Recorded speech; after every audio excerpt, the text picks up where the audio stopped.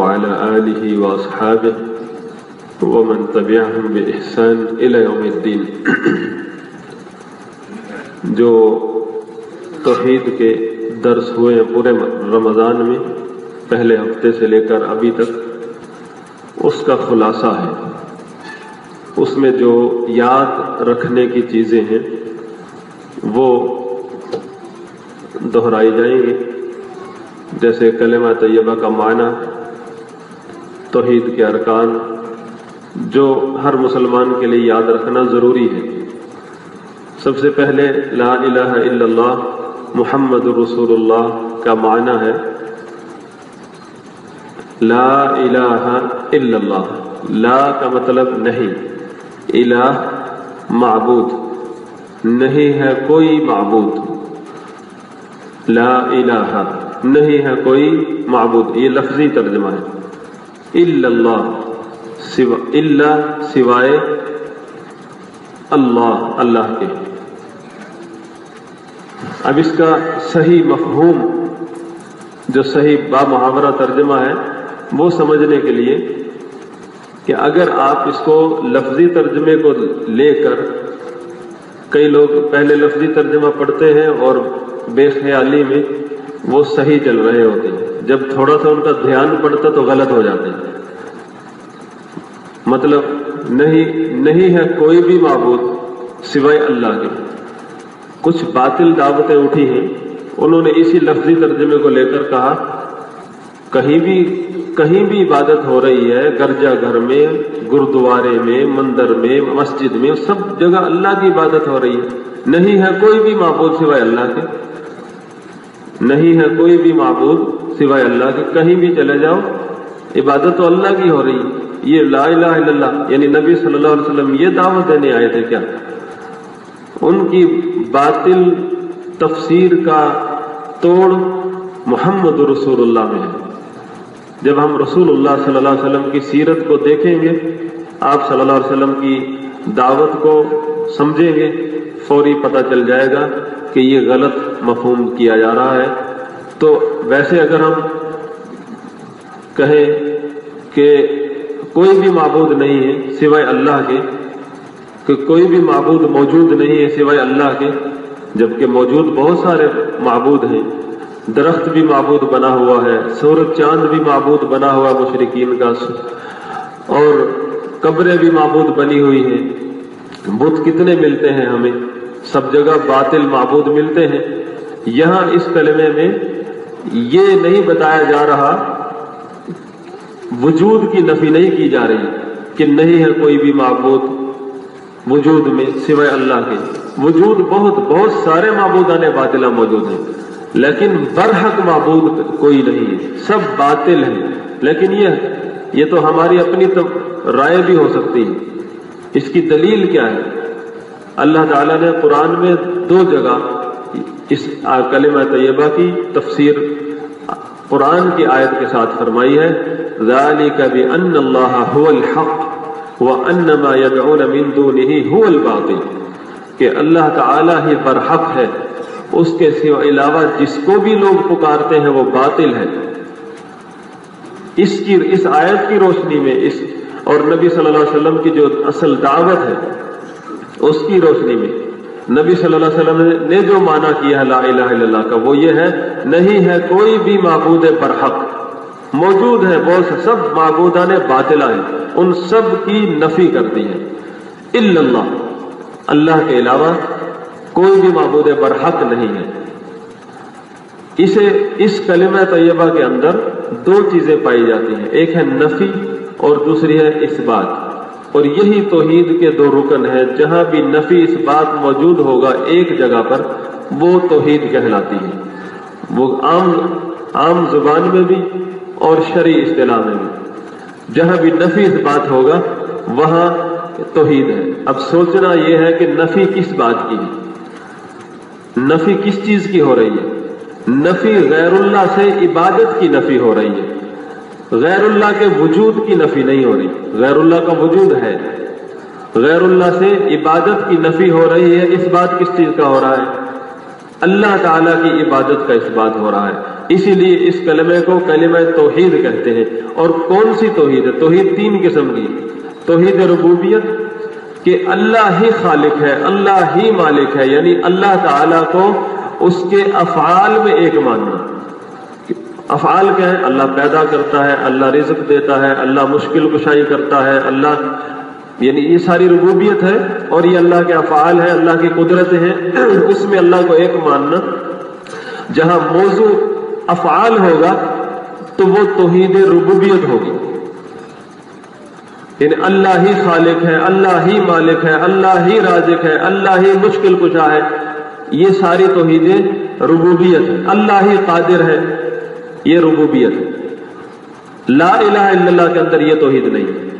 یہ توحید، کیونکہ اس توحید میں جھگڑا ہی نہیں تھا، مشرکین بھی اس توحید کو مانتے ہیں، یہ اللہ نے قرآن میں جگہ جگہ ذکر کیا ہے۔ وَلَئِن سَأَلْتَهُم مَّن خَلَقَهُم، ان کو کس نے پیدا کیا اگر ان سے پوچھو تو اللہ نے خود جواب دیا، ان کا عقیدہ ہے اللہ ہی نے پیدا کیا۔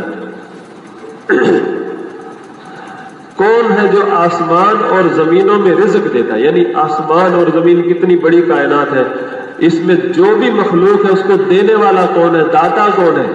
ابو جہل کا عقیدہ ہے، قرآن نے بتایا ہے اللہ، یعنی اس حد تک بھی ان کے اندر شرک نہیں تھا کہ انہوں نے کسی کو داتا، غریب نواز اور بگڑی بنانے والا، حاجت روا، یہ کوئی کسی میں عقیدہ رکھا ہو۔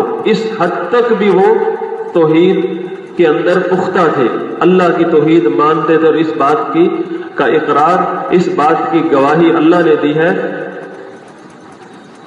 وَمَا يُؤْمِنُ أَكْثَرُهُم بِاللَّهِ إِلَّا وَهُمْ مُشْرِكُونَ، یہ مشرکین کے بارے میں آیت اتری ہے، وَمَا يُؤْمِنُ أَكْثَرُهُم بِاللَّهِ۔ ابن عباس رضی اللہ عنہ نے فرمایا ان کا اللہ پر ایمان ہے، اس کا مطلب یہ ہے کہ وہ اللہ کو خالق مانتے ہیں، رازق مانتے ہیں، دینے والا مانتے ہیں، مشکل کشا مانتے ہیں، سب کچھ مانتے ہیں، لیکن شرک کس چیز میں کرتے ہیں؟ عبادت میں شرک کرتے ہیں۔ اور عبادت کی جو ان کا شرک تھا اس کی اصلیت بھی صرف 2 آیتوں میں بتا دی اللہ تعالیٰ نے، کہ وہ وسیلے کا شرک، کہ اللہ اور اپنے درمیان وہ ان ہستیوں کا جو جن کے نام کا بھی وہ ذبح کرتے ہیں، نظر و نیاز کرتے ہیں، پکارتے ہیں، سب کچھ کرتے ہیں، لیکن عقیدہ کیا ہے؟ إِلَّا لِيُقَرِّبُونَ إِلَى اللَّهِ زُلْفَىٰ، صرف یہ اللہ کے قریب کرتے ہیں، باقی ان کی ہم عبادت اور مقصد کے لیے نہیں کرتے۔ مَا نَعْبُدُهُمْ، نفی کر دی عبادت کی انہوں نے، ہم جو کچھ بھی کرتے ہیں، ذبح کرتے ہیں، ان کے نام کا نظر و نیاز کرتے ہیں، جو کچھ بھی کرتے صرف اللہ کے قریب ہونے کے لیے، اللہ کے لیے واسطہ بنایا، اللہ کے تقرب کا واسطہ بنایا ہے۔ اور دوسری جگہ فرمایا هَؤُلَاءِ شُفَعَاؤُنَا عِندَ اللَّهِ، یہ ہمارے شفعاء ہیں، ہماری شفاعت کرتے ہیں۔ اب سوال یہ ہے، مرنے کے بعد اٹھنے کے تو وہ انکاری ہے، شفاعت ان کو کہاں چاہیے؟ مرنے کے بعد جھگڑا تو کتنا بڑا چل رہا تھا، وہ کہتے ہیں یہ کیسے ہو سکتا ہے، جو مر گئے پھر کیسے اٹھیں گے؟ اللہ تعالیٰ کا قرآن کہتا ہے کہ وہ ان سب کے جس کی بھی عبادت کر رہے ہیں، نظر و نیاز کر رہے ہیں، وہ اس عقیدے سے کر رہے ہیں کہ یہ اللہ کی بارگاہ میں ہمارے شفاعت کرنے والے ہیں۔ شفاعت کا لفظ جب بھی آتا ہمارے ذہن میں حشر کا میدان آ جاتا ہے۔ ابھی تھوڑی دیر پہلے قرآن کی آیت پڑھی میں نے کہ ان کا عقیدہ ہے کہ دینے والا وہ ہے، مالک وہ ہے، رازق وہ ہے، ہر کچھ اس کے ہاتھ میں ہے، کسی کے ہاتھ میں نہیں، یہ شفعاء ہے، یہ لے کر دیتے ہیں۔ ہمیں بارش چاہیے تو ان کے نام کا ذبح کرتے، بارش فوراً ہو جاتی ہے۔ بارش دینے والا کون ہے؟ کون ہے؟ یہ آپ کا عقیدہ، ابو جہل کا کیا عقیدہ ہے؟ اس کا بھی یہی عقیدہ ہے، لیکن جب ہم غیر اللہ کے نام کا ذبح کریں گے بارش آ جائے گی۔ دے گا بارش کون؟ اللہ۔ ابو جہل کبھی بھی نہیں کہتا اس نے دی ہے، بس یہ واسطہ بنا ہے۔ یہ ان کے شرک کی حقیقت ہے، جس کی بنا پر جنگ بدر ہوئی ہے، احد ہوئی ہے، ہجرتیں ہوئی ہیں، جنگیں لگی ہیں، ان کو نکال دیا گیا، اپنے ہی خاندان کو مکہ سے نکال دیا گیا۔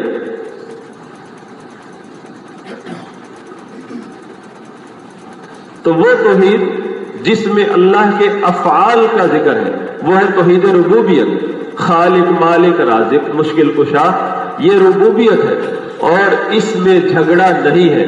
لا الہ الا اللہ جو کہ سب نبیوں کی دعوت ہے، سب نبیوں کی دعوت، نوح علیہ السلام سے لے کر محمد رسول اللہ صلی اللہ علیہ وسلم تک جتنے بھی نبی آئے اسی مقصد کے لیے آئے۔ اور اس لا الہ الا اللہ کے اندر توحید ربوبیت نہیں ہے، توحید عبادت، توحید الوہیت ہے۔ کیونکہ جھگڑا یہ نہیں ہے کہ اللہ کو خالق بنوانے کے لیے نہیں آئے نبی، اللہ کو مشکل کشا بنوانے کے لیے نہیں آئے نبی، اللہ کو غریب نواز بنوانے کے لیے نہیں آئے۔ یہ تو مشرکین کو جھگڑا اختلاف ہے ہی نہیں اس مسئلے پر، مشرکین کا اللہ پر ایمان ہے، قرآن کہتا ہے۔ آپ کا میرا ایک دوسرے کے ہم عقیدے چھاننے کے لیے کتابیں ڈھونڈتے ہیں، تمہارے فلاں چھاپے کھانے کی کتاب، تمہارے فلاں مولوی کی کتاب، اس کے صفحہ نمبر یہ، تمہارا عقیدہ یہ۔ مشرکین کا عقیدہ جاننے کے لیے کون سی کتاب ہے؟ اللہ کی کتاب قرآن، اس میں ملتا ہے ان کا عقیدہ۔ فرمایا فَإِذَا رَكِبُوا فِي الْفُلْكِ دَعَوُا اللَّهَ مُخْلِصِينَ لَهُ الدِّينَ، جب وہ کشتی میں سوار ہوتے ہیں، کئی جگہوں پر کیفیت بیان کی ہے کہ کیا حالت ہو جاتی ہے جب چاروں طرف سے موجیں ان کو گھیر لیتی ہیں، موت کا یقین آ جاتا ہے، بربادی یقینی ہو جاتی ہے۔ دعوا اللہ، اللہ کو پکارتے ہیں، کیسے؟ جیسے ہم پکارتے ہیں، جیسے مرضی، جیسے مزار پر کھڑے ہو کر اللہ کو پکار رہے ہیں، نہیں، مخلصین لہ الدین، خالص اس کے لیے عبادت کو کرتے ہوئے، شرک کو چھوڑ کر پکارتے ہیں۔ پہلے شرک چھوڑتے ہیں، موحد بن کر اللہ کو پکارتے ہیں کشتی میں۔ یہی تو دعوت رسول اللہ صلی اللہ علیہ وسلم دے رہے تھے۔ باہر آ کر تک جھگڑا کیوں کرتے ہیں؟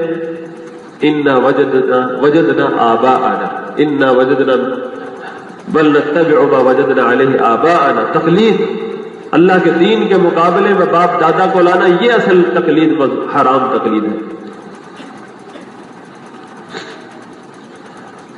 اصل بات جو ذہن نشین کروانا چاہتا ہوں، لا الہ الا اللہ کے اندر کون سی توحید ہے؟ توحید الوہیت، توحید ربوبیت نہیں۔ توحید ربوبیت کیوں نہیں نبی اس بات کو پر زور دیتے تھے؟ اللہ ہی خالق ہے، اللہ ہی مالک ہے، اللہ ہی رازق ہے، اللہ ہی مشکل کشا، کیوں نہیں؟ کیونکہ اس پہ جھگڑا ہی نہیں تھا، اختلاف ہی نہیں تھا، کہیں بھی اختلاف نہیں تھا۔ تو اختلاف کس چیز میں تھا؟ پھر اس کلمے کا مقصد کیا ہے؟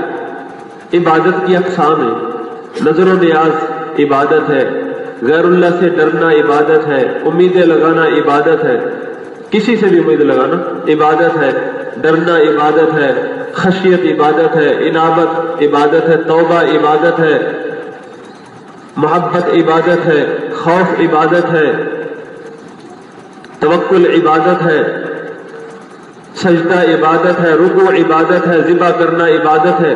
یہ صرف اللہ کی ہوگی، اللہ کے علاوہ کسی کی نہیں ہو سکتی۔ لا الہ الا اللہ میں نفی کرتی ہے۔